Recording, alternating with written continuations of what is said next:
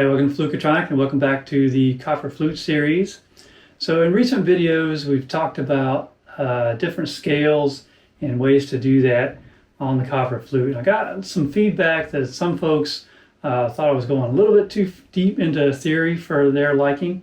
So I thought we'd come back on this video and touch on a point that I've mentioned a couple of times called anchor points.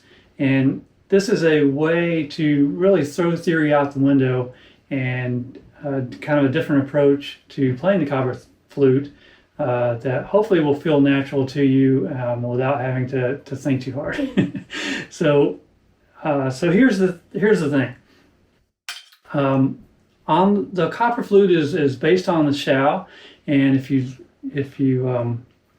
look at any Shao fingering charts, and the ones Eric has for the Copper Flute, you'll notice that on the upper notes particularly, it will still have the lower ring finger down, and that's basically and I've been calling that an anchor point.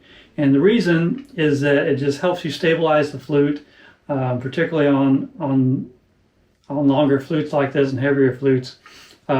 It just helps you stabilize the flute instead of trying to lift your fingers like, all the way off the flute. If you think about this position, I'm only hanging on to one point, and then if I want to play the top note, I got nothing hanging on. So it's really helpful to keep one of your bottom fingers down, and it's also helpful to keep one of the upper fingers down. So most of the fingering charts you'll see when you get to the top will still keep this middle finger anchor.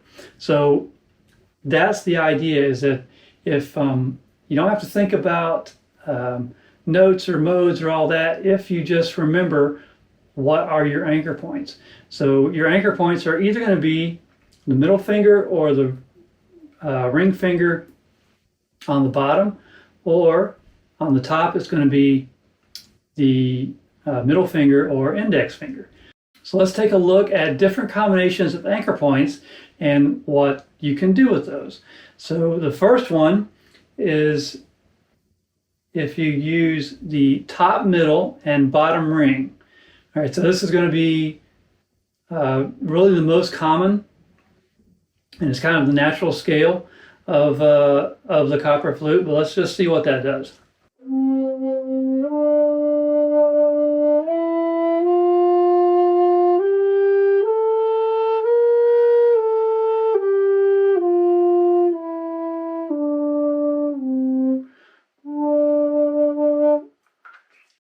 Okay, so that is going to give you the D minor scale or F major scale. Let's just do D minor.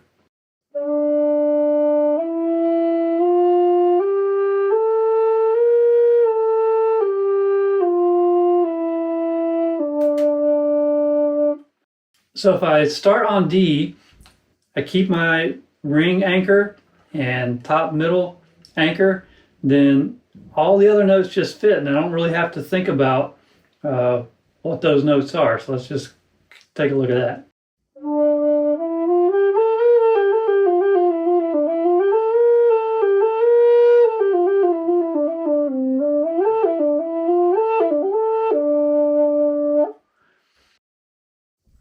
So that's hopefully is a way you can think about it and be able to improvise and come up with some good melodies without thinking about what mode you're in.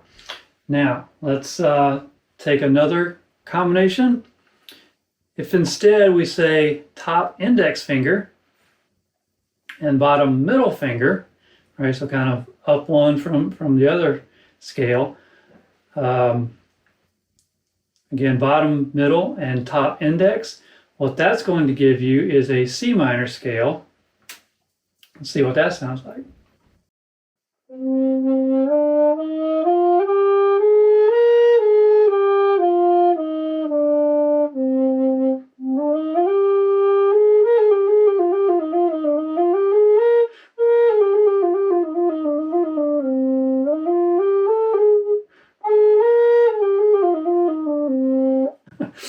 Okay, I messed up there a little bit at the end, but same idea. If you just remember Okay, I'm playing in C minor, so this is my anchor points, and just go for it. So there's another combination. Let's take top middle and bottom middle. So both middle. This is going to give you a G minor scale. So let's start on G and see how that goes.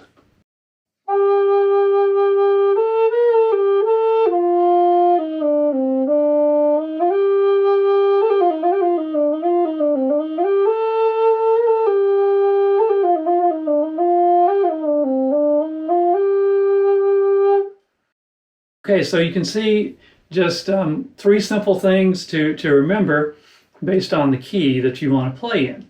Now, I'm going to show you a chart. I'll put a link to a printable version of this chart down in the description. So this will be very useful to have on hand. And you don't have to memorize this if you can print it out and kind of have it in your bag or on your computer. So what this does is it tells you each of the anchor points that we just looked at, and you have kind of different spice levels, I'll call it. So what we just did was using the D minor, C minor, G minor. So kind of using that root note for a minor scale. The same notes give you also a major scale, you see on the second line there.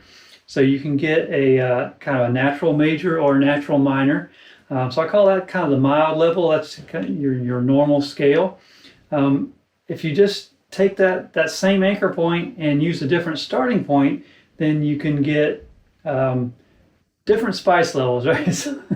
So it's a little more exotic, little starts getting a little bit out of the norm. So if you just want a little bit of medium spice, then you can see those options there in the middle.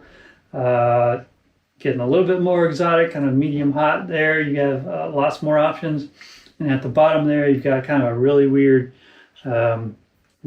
level if you want to go there. So that gives you, just looking at that chart, you can kind of decide how weird do I want to be. And so for example, if you wanted a normal D minor, you could use top, middle, bottom ring. If you wanted a little bit spicier D minor, you could use the right hand column there, top, middle, and bottom middle, kind of a medium hot. If you wanted to go really spicy, you go to the middle column there, all the way at the bottom, using the top index, bottom, middle. So I hope that chart is useful for you, just to keep on hand and kind of give you some different options for ways to play in different keys. But again, you don't have to memorize the key, as long as you can kind of just remember what your anchor points are. Now we've looked at 3. There is actually another combination, and I'll show you this too. This one is pretty weird. So if you want it, try it. But it's all the scales in this one are pretty spicy. So the thing here is to use top index and bottom ring. I'll show you how that sounds. The natural scale here is really an F minor. So we'll start on F.